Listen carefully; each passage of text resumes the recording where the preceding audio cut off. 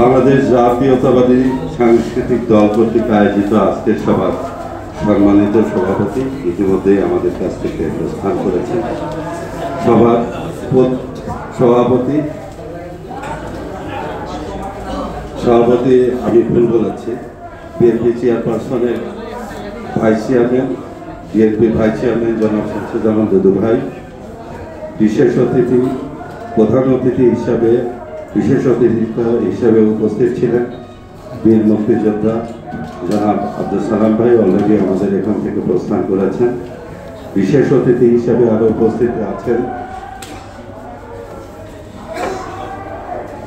গণতান্ত্রিক সাংস্কৃতিক জোটের চিফ কোঅর্ডিনেটর জনাব রেজাউদ্দৌলা চৌধুরী ভাই, বিএনপি জাতীয় নির্বাহী কমিটির সদস্য জনাব বাবুল আহমেদ ভাই সহ আজকের আলোচনা সভার সভাপতি এবং বাংলাদেশ জাতীয় সাংস্কৃতিক জোটের দলের সভাপতি জনাব হুমায়ুন কবির ব্যাপারী, সম্মানিত অতিথিবৃন্দ, উপস্থিত গণ্যমান্য ব্যক্তিবর্গ, সুধীমণ্ডলী এবং প্রিন্ট ও ইলেকট্রনিক মিডিয়ার ভাই বোনেরা, আসসালামু আলাইকুম।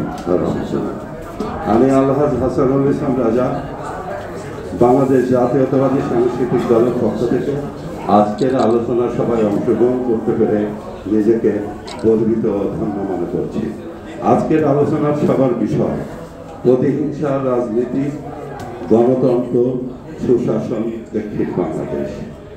আমাদের জাতীয় জীবনে আজকে এটা অত্যন্ত সময়োপযোগী এবং গুরুত্বপূর্ণ বিষয়। দুঃখের বিষয় হলেও সত্য, স্বাধীনতা পর থেকে অদ্যাবধি পর্যন্ত বাংলাদেশকে নিয়ে শুধু বাংলাদেশে প্রতিহিংসার রাজনীতির চর্চায় প্রতিষ্ঠিত হয়ে চলেছে।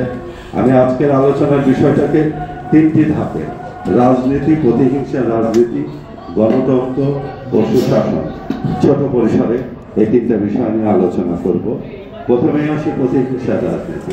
একটা গণতান্ত্রিক রাষ্ট্রে মৌলিক শর্ত হলো ভিন্ন মতের প্রতি সহনশীলতা, কিন্তু আমরা কি দেখেছি বিগত 17 বছরে স্বৈরাচার ফ্যাসিস্ট শেখ হাসিনা সরকারে কি ছিল? তাদের মূল কাজই ছিল কিভাবে বিরোধী দল বা ভিন্ন ধর্মের দলের প্রতি কিভাবে তাদেরকে নিপীড়ন করবে, কিভাবে তাদের জনসভা, তাদের সভা সমাবেশ বন্ধ করবে, কিভাবে হামলা মামলা করবে, কিভাবে প্রতিহিংসা করে তাদেরকে গুম খুম করবে। এই সমস্ত অসম প্রতিযোগিতার প্রতি তারা লিপ্ত ছিল। গণতন্ত্র, ইতিমধ্যেই আমাদের শ্রদ্ধ বীর মুক্তিযোদ্ধা সালাম ভাই বলে গেছেন, গণতন্ত্র আজকে বাংলাদেশে তো গণতন্ত্রই নেই। স্বাধীনতা পরবর্তী বিগত 17 বছরে শেখ হাসিনার দুঃশাসনে গণতন্ত্রের জন্য বাংলাদেশের যতগুলো প্রতিষ্ঠান আছে, যতগুলো অর্গান আছে, রাষ্ট্রীয় যত অবকাঠামো আছে, সমস্ত কিছু ধ্বংস করে ফেলা হয়েছে। গণতন্ত্র আজকে একটা কাগজে বন্দী একটা শব্দ। ঠিক তন্ত্র বর্তমান সরকার গণতন্ত্র মূল শক্তি হচ্ছে জনগণের ভোটাধিকার। যে রাষ্ট্রে একটা অবাধ, সুষ্ঠু এবং নিরপেক্ষ নির্বাচনের মাধ্যমে কেবল গণতান্ত্রিক অধিকার ফিরে আনা সম্ভব। বা দুর্ভাগ্য হলেও সত্য, আমরা ইতিমধ্যেই এই গণতন্ত্র নিয়ে বাংলাদেশে বিভিন্নভাবে আন্তর্জাতিক পর্যায়ে চক্রান্ত এখনো পর্যন্ত চালায় যাচ্ছে। তো এটার থেকে আমাদের দ্রুততার সঙ্গে পরিত্রাণ পেতে হবে এবং সেজন্য ঐক্যবদ্ধভাবে আগামীতে এগিয়ে যেতে হবে।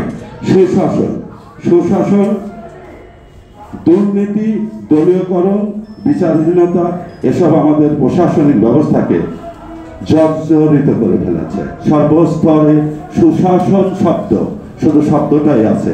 যেখানে স্বচ্ছতা নাই, জবাবদিহিতা নাই, সেখানে কোনো সুশাসন নাই। তো বিগত 17 বছরে বাংলাদেশের রাষ্ট্রযন্ত্র থেকে সুশাসন জিনিসটাও হারায় গেছে। তো ভাইরা আমার, আজকে বাংলাদেশ জাতীয়তাবাদী সাংস্কৃতিক দল মনে করে সংস্কৃতি ও মত প্রকাশের স্বাধীনতা গণতন্ত্রের অবিচ্ছেদ্য অংশ। আমরা চাই এমন একটা বাংলাদেশ যেখানে সাংস্কৃতিক কর্মীরা ভয় বা নিপীড়নের ঊর্ধ্বে থেকে স্বাধীন চিন্তা ও সৃজনশীলতার মাধ্যমে সমাজ গঠনে অবদান রাখবে। আজকের এই আলোচনা থেকে আমরা যদি অন্তত এই উপলব্ধি করি যে গণতন্ত্র ও সুশাসন প্রতিহিংসা নয়, সহমর্মিতা ও সংলাপের উপর দাঁড়িয়ে থাকা, তাহলে এই আলোচনার সার্থকতা হবে। পরিশেষে আসুন আমরা সবাই মিলে একটি শান্তিপূর্ণ রাজনৈতিক পরিবেশ, গণতন্ত্র ও সুশাসনের বাংলাদেশ গঠন করি। আল্লাহ হাফেজ। বাংলাদেশ জিন্দাবাদ। শহীদ জিয়া অমর হোক। খালেদা জিয়া জিন্দাবাদ। তারেক রহমান জিন্দাবাদ, জিন্দাবাদ, জিন্দাবাদ।